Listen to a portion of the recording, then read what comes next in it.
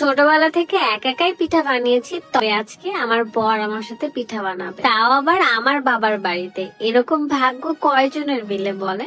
আমার আব্বু, আমি, আমার হাজবেন্ড, বাচ্চা কাচ্চা, বন্ধু বান্ধব সবাইকে নিয়ে পিঠা বানাবো আজকে। আমার কাছে আমার পরিবার এটাই, আমার বাবা, আমার হাজবেন্ড, আমার সন্তান এবং আমার বন্ধু বান্ধবীরা। এবারে শীতের পিঠাগুলো বেশি স্পেশাল কারণ আপনাদের ভাইয়া বানিয়েছে। আসসালামু আলাইকুম, কেমন আছেন সবাই?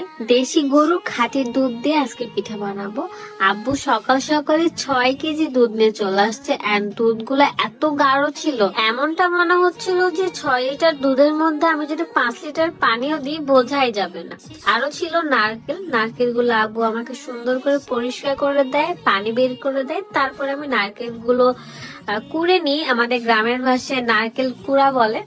তো আমি এটা খুব ভালো পারি কারণ ছোটবেলায় করতাম। তো আমি সংসারের সব কাজে ভালো পারি আলহামদুলিল্লাহ। দেখতে পাচ্ছেন আমি নারকেল কুড়া দিয়ে সুন্দর করে কুড়ে নিচ্ছি। আমার মেয়ে দিকে কামড়ে কামড়ে খাচ্ছে। আমার মেয়ের আনন্দের কথা যদি বলি, সে সকালবেলা ঘুম থেকে উঠে এবং রাত 8টা পর্যন্ত শুধু খেলাধুলাই করে আর আনন্দই করে।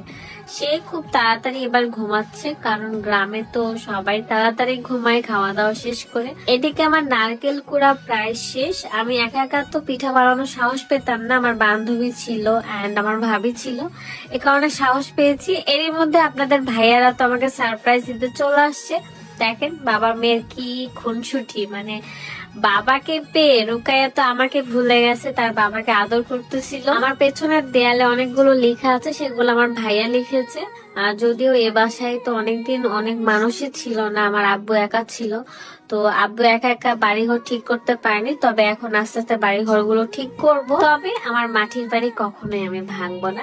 ভুল করে বাসায় আমি আমার সবচেয়ে পছন্দের দুবাই ম্যাজিক নাইট ক্রিম এবং সুদিং জেল রেখে আসছিলাম। আগেই বলে রাখছি, দুবাই ম্যাজিক নাইট ক্রিমের সাথে এখনো আপনারা ফ্রি পাচ্ছেন স্যাফরন মিল্ক সুদিং জেল। এই সুদিং জেলটা ড্যামেজ স্কিনকে রিপেয়ার করে, স্পট আউট করে, অনেক বেশি ফর্সা করে, সাথে স্কিনটাকে হেলদি রাখে। তো পিঠা বানাতে বানাতে আমি আমার স্কিনের কেয়ার নিচ্ছিলাম কারণ এই সুদিং জেলের স্মেলটা এত জোস, মনে হয় যে খেয়ে ফেলি। যারা স্কিনটাকে ফর্সা করার জন্য, হেলদি রাখার জন্য নাইট ক্রিম খুঁজতেছেন, তারা চোখ বন্ধ করে দুবাই ম্যাজিক নাইট ক্রিমটা নিয়ে ফেলুন কারণ এতে স্যাফরন, সিরাম, এমনকি লেসার এক্সট্রাক্ট দেওয়া আছে, যেটার কারণে আরো পাওয়ারফুল ভাবে কাজ করে। প্রতিদিন রাতে ঘুমানোর সময় আমি এটা ব্যবহার করি। আর এটা তো আমি নতুন ভাবে অর্ডার করেছিলাম কারণ এটার প্যাকেজিং চেঞ্জ হয়েছে, আবার আপডেট করছে। সবচেয়ে বড় কথা, আপনাদের যদি কাজ না করে ক্রিম আর সুদিং জেল, তাহলে কিন্তু মানি ব্যাক গ্যারান্টি পাচ্ছেন।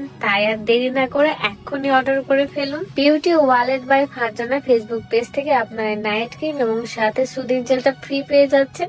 পেজটা ক্যাপশনে দেওয়া থাকবে, চেক করে নেবেন।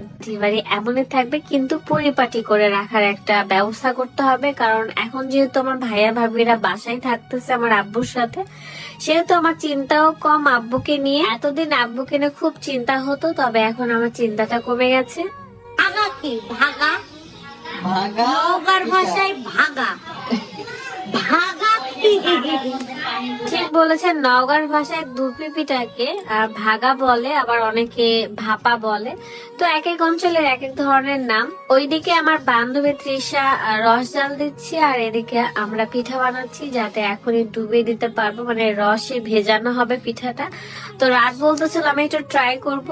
তো আমি বললাম দেখো ট্রাই করে পারো কিনা। আমার হাত দিয়ে পিঠাটা হচ্ছিল না কারণ আমি তো আটাগুলো ভালো করে মথেছিলাম এবং বেলে রেখেছি, এই কারণে আমার হাতে আর পিঠাটা হচ্ছিল না। তো এটা নিয়ে রাত একটু মজা করতেছিল যে দেখো তোমার থেকে ভালো পারি আমি। তো সত্যি অনেক ভালো পেরেছে। আর আমার গুলো ফেটে ফেটে গেছে কারণ আমার হাতে এক গাদা আটা লেগেছিল, এই কারণে ভালো করে পিঠাটা আমি বানাতে পারছিলাম না। তো সিরিয়ালে দেখেন কেমন হয়েছে, এক একটা পিঠার এক এক ধরনের স্টাইল হয়েছে লাস্টের দিকে। মোটামুটি পিঠা বানানো শেষ হলে আমি যে রসের মধ্যে ডুবিয়ে দিই, তো একটা একটা করে সুন্দর করে রসের মধ্যে দিয়ে দিচ্ছিলাম। মনে হয় এই হাঁড়ির মধ্যে গুড় এবং পানি একসাথে মিক্সড করে জাল দেওয়া হয়েছিল, তারপরে মেবি দুধ দিয়েছিল। আমি আসলে পিঠার প্রসেসিংটা ভালো করে পারি না। তারপর আমার পছন্দের দুধ চুতেই করবার জন্য আমি চিতার পিঠাটা করছিলাম। যদিও সব প্রসেসিং আমার বান্ধবী করেছিল, আমি শুধু যে যে কয়েকটা করতেছিলাম আর এদিকে এরা দুজন গল্প করছে। আমার খুব ভালো লাগছিল যে আমার সব বন্ধু বান্ধবীরা ভাই বোনেরা আমাদের বাসায় এসেছে and তারাও খুব এনজয় করতেছে আমাদের বাসায় এসে। ভাই পিঠা বানাচ্ছে আর বোন বসে দেখাচ্ছে। বোন টেনশন করিস না, তোর ভালোভাবে না থাকলেও আমি একটা ভিডিও শুট হচ্ছে না ওইদিকে, আগে এই কথাটা নে। আমি পলাশ মিল ডাকছে।